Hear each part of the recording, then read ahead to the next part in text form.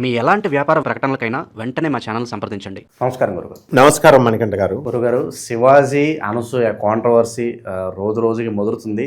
మొత్తం ఒక సర్కిల్లా తిరుగుతుంది. అన్వేష్ దగ్గరికి వెళ్ళింది, తర్వాత మన గురువు గారు గరికపాటి గారి దగ్గరికి వచ్చింది.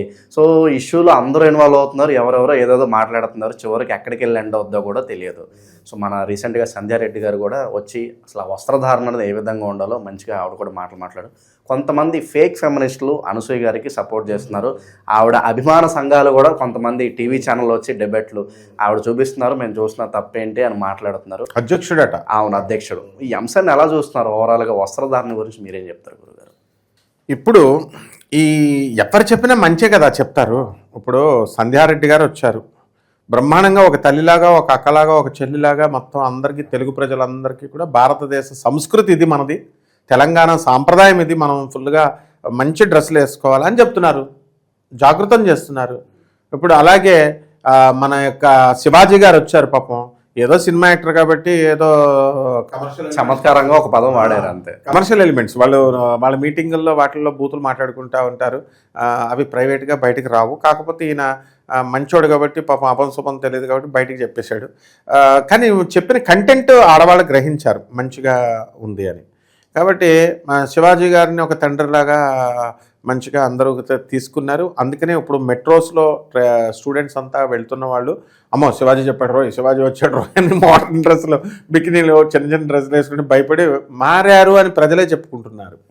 ఏంటంటే మార్పు వచ్చిందట ఊళ్ళో, అందరూ కూడా డ్రెస్సులు జాగ్రత్తగా ఆలోచిస్తున్నారు. అలాగే చాలామంది ఆఫీసెస్లో కూడా, గవర్నమెంట్ ఆఫీసెస్లో కూడా పంజాబీ డ్రెస్సులు వేసుకెళ్తున్న వాళ్ళు కూడా బాబాయ్ శివాజీ వస్తున్నాడంటే టక్మన్ ఆ రోజు శారీస్ కట్టుకుంటున్నారని ప్రజలందరూ చెప్పుకుంటున్నారు. కాబట్టి శివాజీ తెచ్చింది మంచి మార్పే. సమాజం అంతా కూడా ఫేక్ ఫెమినిస్టులు ఉంటారు, ప్రతిదానికి ఎంత మంచి చెప్పినా కూడా ఉల్టా చెప్పేవాళ్ళు ఉంటారు. ఇప్పుడు అనసూయ గారు కూడా ఆమె పట్టుదలకి వెళుతుంది, కానీ ఆమె మామూలుగా ఆమె వీడియోస్ చూసినప్పుడు ఆమె టెంపరు, ఆమె చెప్పే స్టైల్, అది తింటూ ఇంగ్లీష్ సూపర్ అనమాట సినిమాల్లో.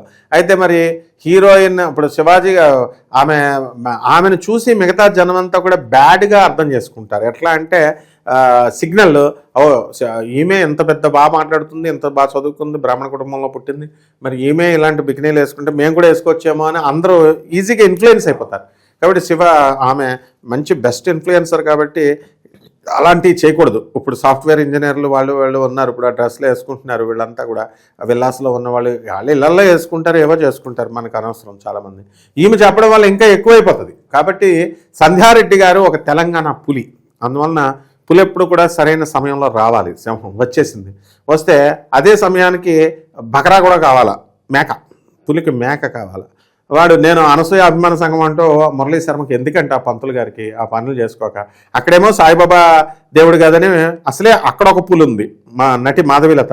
నా రాముడిని అన్నప్పుడు, నా కృష్ణుడిని అన్నప్పుడు లేదా నా అని చెప్పేసి అక్కడ చీల్చి చెండాడింది. ఆమెతో డిబేట్లో కూర్చున్నాడు అక్కడ, అంటే ఫేమస్ అవ్వాలని. ఇక్కడేమో సంధ్యారెడ్డి గారు ప్రాక్టికల్ పర్సన్, పెద్ద పులి, ఈమె సింహం. ఈమె చేతి తిట్లు తింటున్నాడు. ఏమంటున్నాడు? అనసూయ చూపిస్తుంటే మాకేంటంటే అభ్యంతరం అంటున్నాడు. అసలు తెలివి ఉందా వాడికి? ఆ తర్వాత ఆవిడ అనసూయ అవయవాల మీద నువ్వు ప్రాపర్టీ నీకు హక్కు ఉందా అని చెప్పేసి వాడి పిచ్చి మాటలకి సంధ్యారెడ్డి గారు కౌంటర్ వేయడము, ఇవన్నీ కూడా పిచ్చిగా జుగుప్సాకరంగా తయారైపోయిందనమాట. సో ఎంత తీవ్ర స్థాయిలో సంధ్యారెడ్డి గారు అటాక్ చేస్తారంటే, అంతే టీచర్ లక్షణాలు ఉన్నాయి ఆమెకు, ఒక ప్రొఫెసర్ ఆమె. నీ భార్యకి ఇలాగే వేపిస్తారని అందరూ అడిగారు. అలాగే చక్కగా కంట్రోల్ చేశారు. ఈ యొక్క శివాజీ 75% కంట్రోల్ చేస్తే, పోనీ 50% డ్రెస్సింగ్ లో ఆయన ఇన్ఫ్లుయెన్స్ ఉంటే, సంధ్యారెడ్డి గారు, మిగతా మన ప్రియా చౌదరి గారు, వీళ్ళంతా ఎవరైతే ఈ డ్రెస్సుల గురించి మాట్లాడి ఆడవాళ్ళంతా కూడా కంట్రోల్ చేశారు. డ్రెస్సుల్ని మంచిగా చేసుకోవాలి అని చెప్తున్నారు అంతే. ఇప్పుడు నేను చిన్న ఎగ్జాంపుల్ చెప్తాను. డ్రెస్సులు ఎందుకు వేసుకుంటారండి? డ్రెస్సులు అనేవి సెన్సిటివ్ విషయాలు. ఇవన్నీ కులాలు, మతాలు, డ్రెస్సులు చాలా సెన్సిటివ్గా మాట్లాడారు. ఓకే, మోడర్న్ డ్రెస్సులు వేసుకుంటే అందంగా ఉంటాయి, బాగున్నాయి, వేసుకోవచ్చు, తప్పేం లేదు. Modernity, simple living and high thinking ఉండాలి. మోడర్నిటీ అంటే డ్రెస్సులను బట్టి రాదు, మన గొప్ప ఆలోచనల్లో ఉంటుంది. ఇప్పుడు ఎంత దాన ధర్మాలు చేస్తున్నారు, ఎంత అనాశరణాలు చేస్తున్నారు, ఎన్ని మంచి పనులు చేస్తున్నారు, ఇవన్నీ కూడా పరిగణలోకి తీసుకుంటారు. సంధ్యారెడ్డి గారు క్లియర్గా చెప్పారు, బట్టలు వేసుకున్నందుకు క్యారెక్టర్ గురించి నేను మాట్లాడట్లేదు. క్యారెక్టర్ అందరిది మంచిదే, అనసూయ గారిది కూడా క్యారెక్టర్ చాలా మంచిది, కానీ డ్రెస్సింగ్ గురించి చెప్తున్నారు. ఆ డ్రెస్ వేసుకుంటే క్యారెక్టర్ పాడవుతుందా అని అనసూయ అడిగిన దానికి ఒక సమాధానంగా చెప్తున్నారు. ఎప్పుడు కూడా don't judge a book by its cover అన్నట్టుగా ఆ డ్రెస్ వేసుకొని మనం వేసుకున్న వాళ్ళని బట్టి మనం చెప్పలేం. ఇప్పుడు గోవాని తీసుకున్నప్పుడు గోవాలో అక్కడ లోకల్ వాళ్ళంతా కూడా కేరళలో ఆ గోవాలో ఆ మొత్తం డ్రెస్సులంతా కూడా ఎవరు వేసుకుంటారో తెలుసా?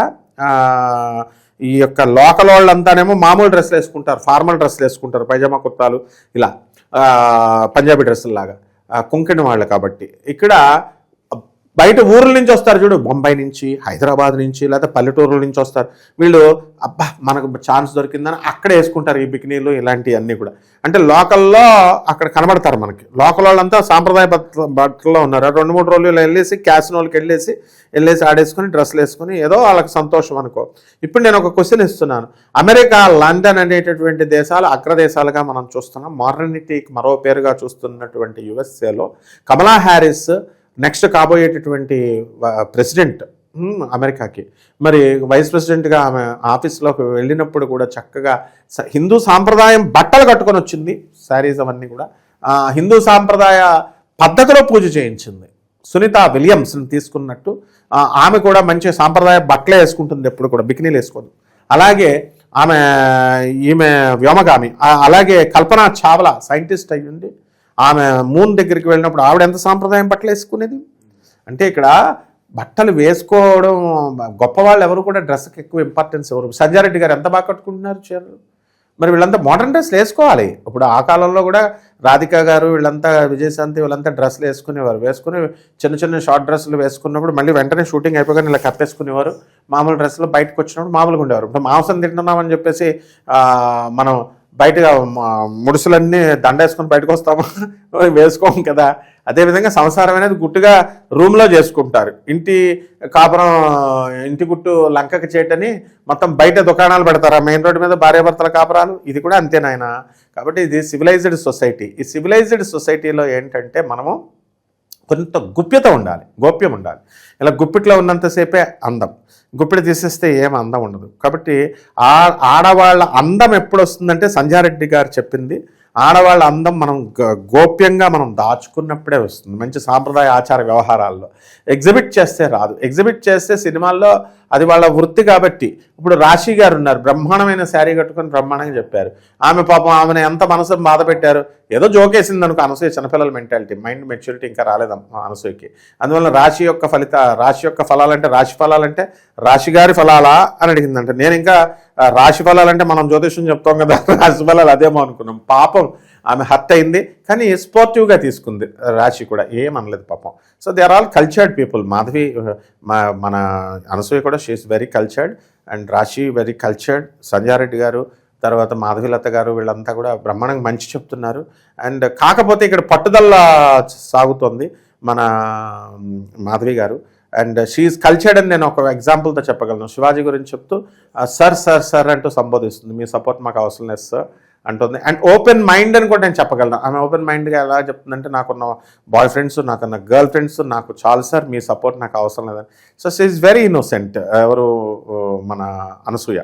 కాకపోతే డ్రెస్లో అవును నా వృత్తిరీత్యా నేను వేసుకున్నాను, సారీ అయిపోయింది, ఇక నేను మామూలుగా ఫార్మల్ డ్రెస్సులు వేసుకుంటాను అంటే అయిపోయాయి. దానికి కాకుండా ఇది పట్టుదలలో, ఆడవాళ్ళ కోపాలు ఎక్కువ కదా, ఆ పట్టుదల వల్ల ఆమె విత్డ్రా అవ్వట్లేదు. దానివల్ల సమాజం మీద ఇన్ఫ్లుయెన్స్ పడిపోద్ది. ఆమె హైయెస్ట్ ఇన్ఫ్లుయెన్సర్. కాబట్టి మరి అటువంటి వాళ్ళకి మరి మంచి చెప్పడం కోసం సంజారెడ్డి గారు బ్రహ్మాండంగా నడుము కట్టుకొని, మన ఉమెన్స్ కమిషన్ చైర్మన్ శారద గారు వీళ్ళందరూ కూడా మరి మా బ్రహ్మాండంగా వీళ్ళకి మంచి చెప్పడం అనేటటువంటిది చాలా అవసరం. అంటే ఇద్దరిని కంట్రోల్ చేయాలి. కాబట్టి సంజారెడ్డి గారు చాలా గ్రేట్ ఆమె. అండ్ తెలంగాణ పులి ఆమె ఉద్యమం ఇలాగే కంటిన్యూ అవ్వాలి. అలాగే ప్రియా చౌదరి గారు కూడా బ్రహ్మాండంగా చెప్పారు. వీళ్ళ ఉద్యమాలు ఫేక్ ఫెమినిస్టులను వదిలిపడేద్దాం, వీళ్ళు నిజమైన సమాజ సంస్కర్తలు. నిజంగా ఛత్రపతి శివాజీ లాంటి వాడే. ఆయనకు వచ్చిన తర్వాత ఒకటి నాకు అర్థమైంది, ఉమెన్స్ కమిషన్ నుంచి బయటకు వస్తూ పాపం చిన్నపిల్లవాళ్ళ నాకు జాలేసింది. నెరళ్ళ శారదా మేడం చాలా మంచి ఆవిడ. మామూలుగా అడుగుతూ ఎంక్వైరీ చేస్తున్నప్పుడు ఇలాగే కూర్చుని మేడం మేడం మేడం అంటూ గౌరవించి చక్కగా బయటకు వచ్చిన తర్వాత నాకు ఇంకా సలహాలు చెప్పడం, ఉచిత సలహాలు ఇవ్వకూడదని నాకు అర్థమైంది అన్నాడు. నాకు కూడా బుద్ధి వచ్చింది శివాజీ గారిని చూసిన తర్వాత. అందుకని ఎప్పుడు కూడా సమాజానికి మనం ఇచ్చేటప్పుడు వాళ్ళ దగ్గర పెట్టుకొని ఇవ్వాలన్నమాట. పాపం శివాజీకి మనసు బాధపడినందుకు శివాజీ గారు బాధపడాల్సిన అవసరం లేదు. ఎందుకనంటే ఆయన సొసైటీకి మంచి మెసేజ్ ఇచ్చారు. ఆయన ఇన్ఫ్లుయెన్స్ పడింది. 50% ఆయన మారిస్తే 50% మన సంధ్యారాణి గారు వచ్చిన తర్వాత మారిపోయారు యూత్. అండ్ మా అనసూయ కూడా చక్కగా ఆమె ఓన్లీ సినిమాలకి ఆ సీరియల్స్కి దానికి పరిమితమై ఇన్నోసెంట్ భావాలు, మైండ్ ఇంకా మెచ్యూర్ అవ్వలేదు. ఇప్పుడు అనసూయ గారు అనుకోవచ్చు ఏంటి నాకు మైండ్ మెచ్యూర్ అవ్వట్లేదని. ఎందుకు అవ్వదంటే 5th క్లాస్ 6th క్లాస్లో ఒక అమ్మాయిని చూశాను నేను. ఆ అమ్మాయి ఇప్పుడు పెళ్ళి అయిపోయిన తర్వాత చిన్నప్పుడు అసలు అందరినీ అని పిచ్చి పిచ్చిగా ఉండేది. ఏంటి ఇలా పిచ్చి పిచ్చిగా మాట్లాడుతుంది అనుకునేవాడిని.